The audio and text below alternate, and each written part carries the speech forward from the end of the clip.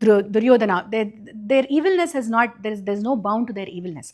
Now Duryodhana, Dushasana, all of them are now mocking at the loss of Pandavas, and they're calling them servants and all, they're calling them names, and they're calling Draupadi with much more worst names, which I cannot tell in front of you because you're kids.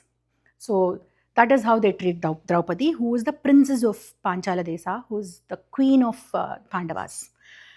And then Duryodhana at some point he mocks at her, and he signals her to come and sit on his lap.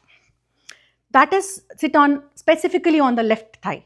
So that is the place of a wife, apparently. So what they're saying is, what they're telling this lady is that if you have had one husband, he would have taken care of you.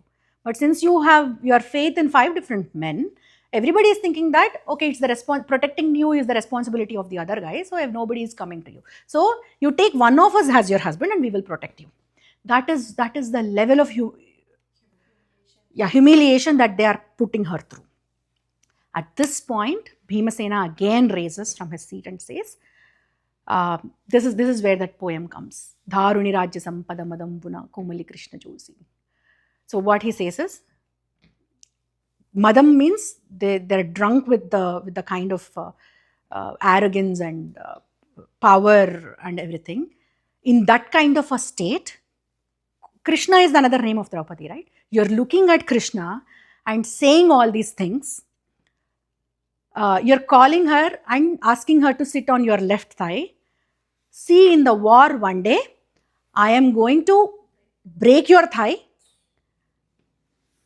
I'm going to break your thigh, and you, on that day, you can be pleading, you can be begging for forgiveness, but nothing can come and save you.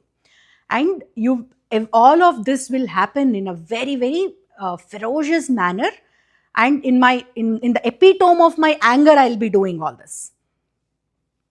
This is his second pratigna, second swear.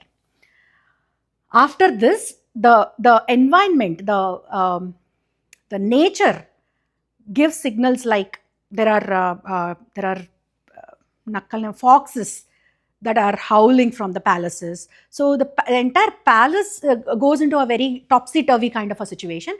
And at that point of time, Dhritarashtra is scared at this moment, and Dhritarashtra says enough is enough, because now he is worried. He is listening to all these swears that are coming from Bhima. He's worried about his own sons. Then he wakes up and says, okay, enough. This is definitely not the way you should treat my daughter-in-law. My daughter-in-law is foremost, and then he's again his drama starts. She's like she's the luck of her family. You cannot be treating her like that. And then he tries to appease everybody and says, yes. So he comes to his senses when he sees all those bad omens happening, and he's worried of his own sons. He's worried that his sons will see a death of the kind that the Bhimasena is mentioning. Yes. So he's the only one who's thinking properly right now? He's not thinking properly. He's not thinking that none of this should have happened. He's not thinking that none of this should have happened, right? He's just thinking that if I don't stop it here, there is no need of even... exactly. So he comes to his senses, he stops this entire thing, and you want to go? Okay. He stops this entire thing and he says, he asks for excuse from Draupadi, and he gives Draupadi boons, like you can ask for anything and I'm going to give you. Then she says, release my husband from this entire servanthood. She asks that because if he is the servant, the next future king of Indraprastha will also be the servant. So he doesn't want all her kids to be called as the kids of a servant. So he asks for the relief of this guy. And then he says, ask second one. And then she asks, relieve all my husbands. She doesn't ask for Indraprastha. She doesn't ask for the gold that is lost. She doesn't ask for the wealth. She asks for the release of her husbands. And then she asks, this is not complete.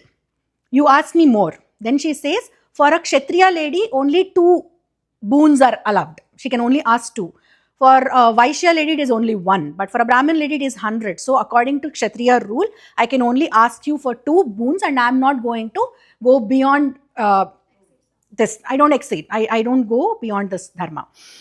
Then, so look at these people. Even in the time of distress, they're only thinking about how they can stay within the limits of dharma.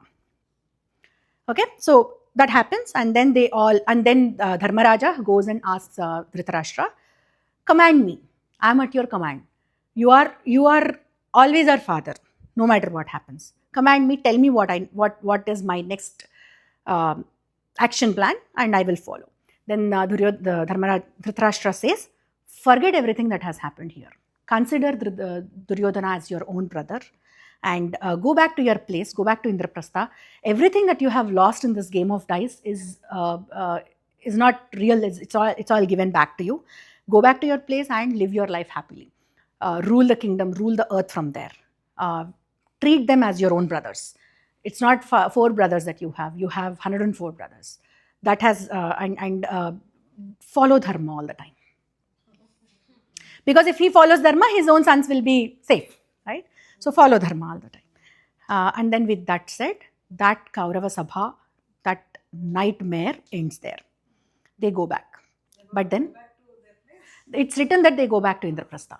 But then Shakuni, Duryodhana, Dushasana, Karna, mission is not accomplished, right?